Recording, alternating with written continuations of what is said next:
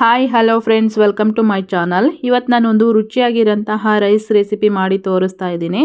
ಆರೋಗ್ಯಕರವಾಗಿರ್ತಕ್ಕಂಥದ್ದು, ಹಾಗೆಯೇ ಅಷ್ಟೇ ಯೂನಿಕ್ ಆಗಿರುವಂತಹ ಒಂದು ರೆಸಿಪಿ ಅಂತಲೇ ಹೇಳ್ಬೋದು. ಇವತ್ತು ನಾನು ಮಾಡ್ತಾ ಇರೋದು ಸಬ್ಬಸಿಗೆ ಸೊಪ್ಪಿನ ಪಲಾವು ಅಥವಾ ಸಬ್ಬಸಿಗೆ ಸೊಪ್ಪಿನ ರೈಸ್. ತುಂಬಾ ರುಚಿಯಾಗಿರುತ್ತೆ. ವಿಡಿಯೋನ ಸ್ಕಿಪ್ ಮಾಡದೆ ಕೊನೆವರೆಗೂ ನೋಡಿ.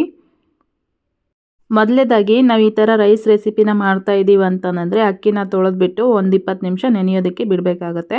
ನಾನು ಒಂದು 1/4 ಕಪ್ನಷ್ಟು ಅಕ್ಕಿನ ನೆನೆಸಿಡ್ತಾ ಇದ್ದೀನಿ. 1 ಕಟ್ ಆಗಷ್ಟು ಸಬ್ಬಸಿಗೆ ಸೊಪ್ಪನ್ನು ತೊಗೊಂಡಿದ್ದೀನಿ. ಅದನ್ನು ಸೋಸಿಬಿಟ್ಟು ಒಂದೆರಡು ಸಲ ಚೆನ್ನಾಗಿ ತೊಳೆದು ಈ ರೀತಿ ಕಟ್ ಮಾಡಿ ಒಂದು ಪ್ಲೇಟಲ್ಲಿ ಇಟ್ಕೊಂಡಿದ್ದೀನಿ. ಇವಾಗ ಒಂದು ಮಿಕ್ಸಿ ಜಾರ್ಗೆ ಸ್ವಲ್ಪ ತೆಂಗಿನಕಾಯಿ, ಹಾಗೆಯೇ ಸ್ವಲ್ಪ ಶುಂಠಿ, ಒಂದೆರಡು ಪೀಸ್ನಷ್ಟು ಚಕ್ಕೆ, ಒಂದು 4 ಲವಂಗ, 8 ಮೆಣಸು, 1 ಏಲಕ್ಕಿ, ಸ್ವಲ್ಪ ಬೆಳ್ಳುಳ್ಳಿ ಇಷ್ಟನ್ನು ಹಾಕಿ ಒಂದು ರೌಂಡ್ ಇದನ್ನು ರುಬ್ಕೊಂಬಂದ್ಮೇಲೆ ಅದೇ ಮಿಕ್ಸಿ ಜಾರ್ಗೆ ಸಬ್ಬಸಿಗೆ ಸೊಪ್ಪು ತೊಗೊಂಡಿದ್ನಲ್ವ ಅದರಲ್ಲಿ ಒಂದು ಅರ್ಧ ಭಾಗದಷ್ಟು ಹಾಕಿಬಿಟ್ಟು ಈ ರೀತಿ ಪೇಸ್ಟ್ ಮಾಡಿ ಇಟ್ಕೊಂಡಿದ್ದೀನಿ. ನೀವು ಯಾವತ್ತೂ ಈ ರೆಸಿಪಿನ ಟ್ರೈ ಮಾಡಿಲ್ಲ ಅಂತಂದರೆ ಖಂಡಿತ ಈ ರೆಸಿಪಿನ ನೀವು ಮನೇಲಿ ಟ್ರೈ ಮಾಡಲೇಬೇಕು. ತುಂಬಾ ರುಚಿಯಾಗಿರುತ್ತೆ. ಈಗ ಪಲಾವ್ ಮಾಡೋದಕ್ಕೆ ಅಂತಂದೇಳಿ ಕುಕ್ಕರ್ಗೆ ಸ್ವಲ್ಪ ಎಣ್ಣೆ ಹಾಕ್ಕೊಂಡಿದ್ದೀನಿ. ನೀವು ಬೇಕು ಅಂತಂದರೆ ಇದ್ರ ಜೊತೆಗೆ ಸ್ವಲ್ಪ ತುಪ್ಪನೂ ಸಮೇತ ಹಾಕ್ಕೋಬಹುದು. ಈಗ ಒಂದು 1/4 ಚಮಚದಷ್ಟು ಜೀರಿಗೆ, ಹಾಗೆಯೇ ಒಂದೆರಡು ಪಲಾವ್ ಎಲೆ, ಒಂದು 10 ರಿಂದ 15 ಗೋಡಂಬಿನ ಹಾಕ್ಕೊಂಡು ಅದನ್ನು ಸ್ವಲ್ಪ ಫ್ರೈ ಮಾಡ್ಕೊಂಡಾದ್ಮೇಲೆ 2 ಈರುಳ್ಳಿನ ಈ ರೀತಿ ಕಟ್ ಮಾಡಿ ಫ್ರೈ ಮಾಡ್ಕೊಳ್ತಾ ಇದ್ದೀನಿ. ಸಬ್ಬಸಿಗೆ ಸೊಪ್ಪು ಆರೋಗ್ಯಕ್ಕೆ ತುಂಬ ಒಳ್ಳೆಯದಂತಲೇ ಹೇಳ್ತಾರೆ. ಹಾಗೆಯೇ ಬಾಣಂತಿಯರಿಗೆ ಈ ರೀತಿ ಸಬ್ಬಸಿಗೆ ಸೊಪ್ಪಿನ ರೆಸಿಪಿ ತುಂಬಾ ಮಾಡಿಕೊಡ್ತಾರೆ. ಆರೋಗ್ಯಕ್ಕೂ ಸಹ ತುಂಬ ಒಳ್ಳೆಯದು. ಹಾಗೆಯೇ ಈ ಪಲಾವು ಸಹ ಅಷ್ಟೇ ಟೇಸ್ಟಿಯಾಗಿರುತ್ತೆ. ಇವಾಗ ಇದಕ್ಕೆ ಒಂದು 4 ರಿಂದ 5 ಗ್ರೀನ್ ಚಿಲ್ಲಿ ಹಾಕ್ಕೊಂಡಿದ್ದೀನಿ. ಹಾಗೆಯೇ ಸ್ವಲ್ಪ ಕರಿಬೇವು, ಸ್ವಲ್ಪ ಬಟಾಣಿ, ಒಂದು ಅರ್ಧ ಭಾಗದಷ್ಟು ನಾನು ಸಬ್ಬಸಿಗೆ ಸೊಪ್ಪನ್ನು ಎತ್ತಿಟ್ಕೊಂಡಿದ್ನಲ್ವ ಅದನ್ನು ಸಮೇತ ಇದರಲ್ಲಿ ಹಾಕ್ಕೊಂಡ್ಬಿಟ್ಟು ನಾನು ಫ್ರೈ ಮಾಡ್ಕೊಳ್ತಾ ಇದ್ದೀನಿ. ನಿಮಗೆ ಸ್ಪೈಸಿ ಬೇಕು ಅಂತಂದರೆ ಸ್ವಲ್ಪ ಗ್ರೀನ್ ಚಿಲ್ಲಿನ ಇನ್ನೂ ಸ್ವಲ್ಪ ಜಾಸ್ತಿನೇ ಹಾಕ್ಕೊಂಡು ಮಾಡ್ಕೋಬಹುದು.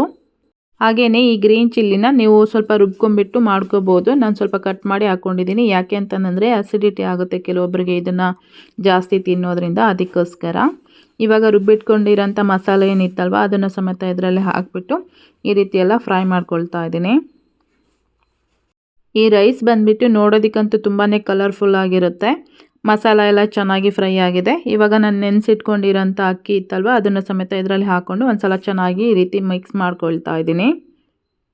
ನಾವಿಲ್ಲಿ 1 ಗ್ಲಾಸ್ ಅಕ್ಕಿಗೆ 2 ಗ್ಲಾಸ್ನಷ್ಟು ನೀರು ಹಾಕ್ಕೊಂಡ್ರೆ ಸಾಕಾಗುತ್ತೆ. ಯಾಕೆ ಅಂತಂದರೆ ಈಗ ಆಲ್ರೆಡಿ ಮಸಾಲೆ ಒಳಗೂ ಸ್ವಲ್ಪ ನೀರಿನಂಶ ಇರುತ್ತಲ್ವ, ಅದಕ್ಕೋಸ್ಕರ. ಜಾಸ್ತಿ ಹಾಕ್ಕೊಂಡ್ರೆ ರೈಸ್ ಬಂದುಬಿಟ್ಟು ಮೆತ್ತಗಾಗ್ಬಿಡುತ್ತೆ, ಅಂದರೆ ಸಾಫ್ಟ್ ಆಗಿಬಿಡುತ್ತೆ. ಈಗ ರುಚಿಗೆ ತಕ್ಕಷ್ಟು ಉಪ್ಪನ್ನು ಹಾಕಿಬಿಟ್ಟು 2 ಗ್ಲಾಸ್ನಷ್ಟು ನೀರನ್ನು ಹಾಕ್ಕೊಂಡಿದ್ದೀನಿ ನಾನು. ನೀರು ಹಾಕಿದ್ಮೇಲೆ ಒಂದು ಸಲ ಈ ರೀತಿ ಕುದಿ ಬಂದಮೇಲೆ ನಾವು ಕುಕ್ಕರ್ ಮುಚ್ಚಳನ ಮುಚ್ಚಬೇಕಾಗತ್ತೆ. ನೋಡ್ತಾ ಇದ್ದೀರಲ್ವ ಎಷ್ಟು ಚೆನ್ನಾಗಿ ಕಾಣಿಸ್ತಾ ಇದೆ ಅಂತಂದೇಳಿ. ಸಬ್ಬಸಿಗೆ ಸೊಪ್ಪು ಅಂತಂದ್ರೆ ಅದ್ರ ಫ್ಲೇವರ್ ಸ್ವಲ್ಪ ಜಾಸ್ತಿನೇ ಇರುತ್ತಲ್ವ.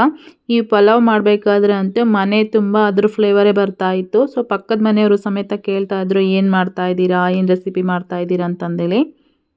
ಇವಾಗ ನಾನು ಕುಕ್ಕರ್ ಮುಚ್ಚಳನ ಮುಚ್ಚಿ ಸ್ಟವ್ನ ಮೀಡಿಯಮ್ ಫ್ಲೇಮಿಂದ ಹೈ ಫ್ಲೇಮಲ್ಲಿ ಇಟ್ಟು ಒಂದು 2 ವಿಸಿಲ್ ಆಗೋದಕ್ಕೆ ಬಿಡ್ತಾ ಇದ್ದೀನಿ. 2 ವಿಸಿಲ್ ಆಗಿದೆ. ಇವಾಗ ನಾನು ಕುಕ್ಕರ್ ಮುಚ್ಚಳನ ಓಪನ್ ಮಾಡ್ತಾ ಇದ್ದೀನಿ. ನೋಡಿ ರೈಸ್ ಎಷ್ಟು ಚೆನ್ನಾಗಾಗಿದೆ ಅಂತಂದೇಳಿ. ಸೊ ನೋಡಿದ್ರಲ್ವಾ ಇವತ್ತಿನ ರೆಸಿಪಿ. ನೀವು ಖಂಡಿತ ಮನೇಲಿ ಒಂದ್ಸಲ ಟ್ರೈ ಮಾಡಿ ನಮಗೆ ಟೇಸ್ಟ್ ಹೆಂಗಾಗಿತ್ತು ಅಂತಂದೇಳಿ ಕಮೆಂಟ್ ಮಾಡಿ ತಿಳಿಸಿ. ಇವತ್ತಿನ ರೆಸಿಪಿ ನಿಮಗೆಲ್ಲ ಇಷ್ಟ ಆಗಿದೆ ಅನ್ಕೋತೀನಿ. ಇಷ್ಟ ಆಗಿದ್ರೆ ಈ ವಿಡಿಯೋಗೆ ಒಂದು ಲೈಕ್ ಮಾಡಿ, ಕಮೆಂಟ್ ಮಾಡಿ, ಶೇರ್ ಮಾಡೋದನ್ನು ಸಹ ಮರಿಬೇಡಿ. ಯಾರೆಲ್ಲ ಇನ್ನೂ ನಮ್ಮ ಚಾನಲನ್ನು ಸಬ್ಸ್ಕ್ರೈಬ್ ಮಾಡದೆ ನೋಡ್ತಾ ಇದ್ದೀರಾ ಪ್ಲೀಸ್ ಈಗಲೇ ಸಬ್ಸ್ಕ್ರೈಬ್ ಮಾಡ್ಕೊಳ್ಳಿ. ಮತ್ತೆ ಹೊಸ ರೆಸಿಪಿ ಜೊತೆ ಸಿಗೋಣ. ಅಲ್ಲಿವರೆಗೂ ಟೇಕ್ ಕೇರ್, ಬಾಯ್.